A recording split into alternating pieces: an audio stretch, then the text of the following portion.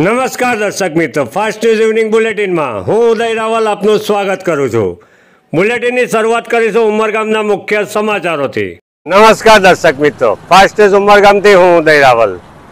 આજે સોરસુંબા ગ્રામ પંચાયતમાં લોકોને સ્પર્શતા પ્રશ્ન બાબતે આપણે સોરસુંબા ગ્રામ પંચાયત સ્મશાનગૃહની બાજુમાં અટવાળો ભરાય છે ત્યાં આવી પહોંચ્યા છીએ, જ્યાં વેપારીઓ પાસેથી ગ્રામ પંચાયત વેરા પેટે પૈસા તો વસૂલે છે, પણ સુવિધાના નામે મીંડું છે। ધમધોકતા તાપમાં પાણીની સુવિધા પણ નથી અને કલાકો સુધી જે વેપાર કરવા અહીં બેસે છે વેપારીઓ માટે શૌચાલયની સુવિધા પણ નથી। વર્ષો પહેલાં શૌચાલયના નામે ગ્રામ પંચાયત દ્વારા મુખ્ય માર્ગની બાજુમાં એક સ્ટ્રક્ચર ઊભું કરવામાં આવ્યું હતું, પરંતુ કોઈ કારણસર નિર્માણ કાર્ય અધૂરું રહી ગયું છે અને નિર્માણમાં જે પૈસા ખર્ચ કર્યા એ પણ વ્યર્થ સાબિત થઈ રહ્યા છે।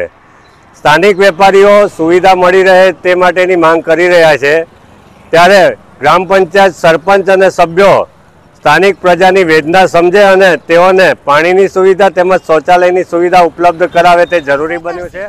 તો તમે કેટલા પૈસા ભરો? 30 રૂપિયા। અને તમને કઈક સુવિધા ખરી અહીંયા પાણીની કે બાથરૂમની કે કોઈ જોઈએ? મળે તો સારું સજા કહેવાય। અહીંયા તમને પંચાયત સુવિધા આપે ખરી કે કઈ બાથરૂમની કેવી? નહીં અહીંયા તમે વેપાર કરવા આવે અઠવાડિયામાં તો કેટલા પૈસા લે પંચાયત?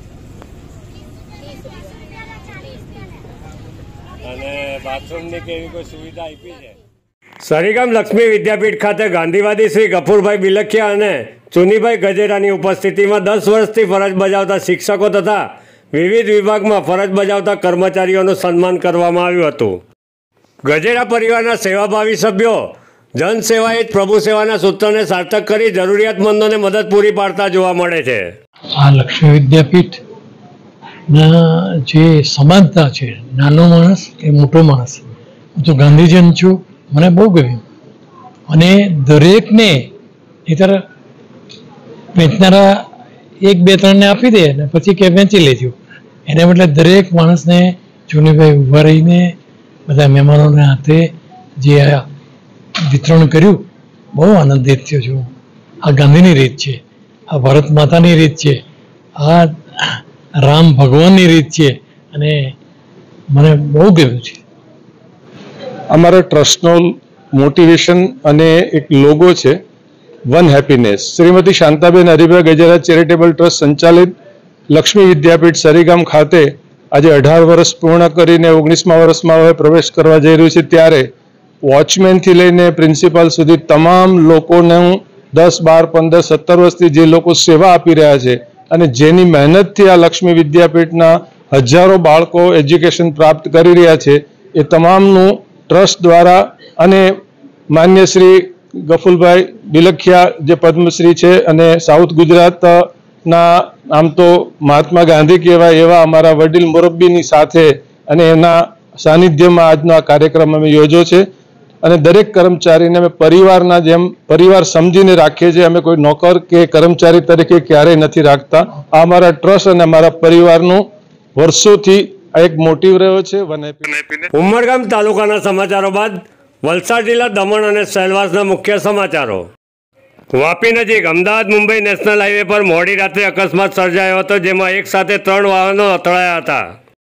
અકસ્માતને કારણે હાઈવે ઉપર ટ્રાફિકના દ્રશ્યો જોવા મળી રહ્યા હતા। અકસ્માતની જાણ થતાં વાપી જીઆઈડીસી પોલીસનો કાફલો ઘટના સ્થળ પર આવી પહોંચ્યો હતો। અકસ્માતમાં ભોગ બનેલ વાહનોમાં ફસાયેલા ચાલકોને બહાર કાઢી હોસ્પિટલ ખાતે સારવાર અર્થે ખસેડવામાં આવ્યા હતા। પોલીસે હેવી ક્રેનની મદદથી વાહનોને ખસેડી વાહન વ્યવહાર યથાવત કર્યો હતો।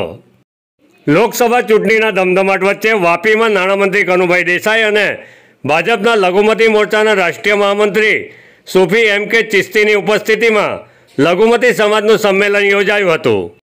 વાપી, વલસાડ અને દમણ વિસ્તારમાંથી લઘુમતી મોરચાના સંમેલનમાં મોટી સંખ્યામાં મુસ્લિમ બિરાદરો ઉપસ્થિત રહ્યા હતા। સંમેલન પૂર્ણ થયા બાદ નાણામંત્રી કનુભાઈ દેસાઈ અને ભાજપ લઘુમતી મોરચાના રાષ્ટ્રીય મહામંત્રી સુફી MK ચિસ્તી મીડિયા સાથે રૂબરૂ થયા હતા। દેશમાં લોકસભા ઇલેક્શનનો માહોલ ચાલી રહ્યો છે, ત્યારે ગુજરાતમાં પણ 26 લોકસભા સીટનું ઇલેક્શન 7 તારીખે થવા જઈ રહ્યું છે।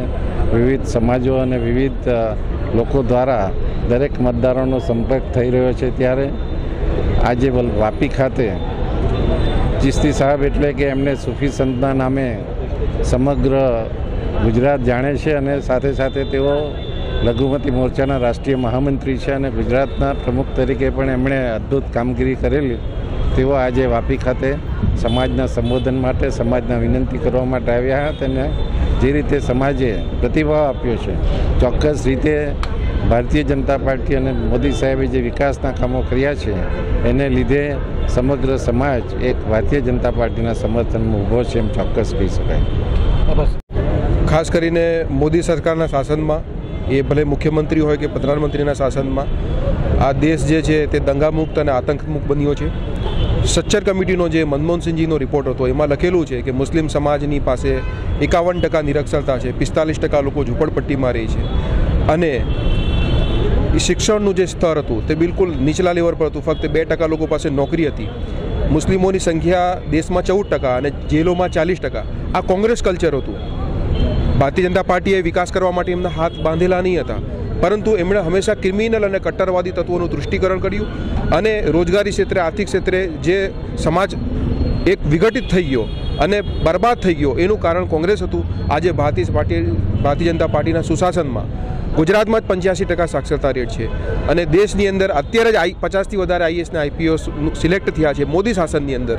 ત્યારે દરેક સરકારની યોજનાઓનો લાભ મુસ્લિમ સમાજને પણ મળી રહ્યો છે. શિક્ષણ ક્ષેત્રે, રોજગારી ક્ષેત્રે. હું તમને 2004ના આંકડા કહું કે 2004માં જ્યાં માત્ર 4.5% લોકો કેન્દ્ર સરકારની અંદર મુસ્લિમ કર્મચારીઓ હતા, આજે 4થી 14 પછી 2014થી 24ના કાર્યકાળમાં એ સંખ્યા વધીને 10.5% થઈ ગઈ છે. આ બતાવે છે કે શિક્ષણનું, રોજગારીનું પ્રમાણ વધી રહ્યું છે અને મુસ્લિમ સમાજ પણ રાષ્ટ્રના મુખ્ય પ્રવાહમાં રાષ્ટ્રપ્રેમનો દીપક લઈને એકતા અને વિકાસના પંથે આગળ વધી રહ્યો છે. ફાસ્ટ ન્યૂઝ ઇવનિંગ બુલેટિનમાં આજે બસ આટલું જ. આવતીકાલે ફરી મળીશું. નમસ્કાર.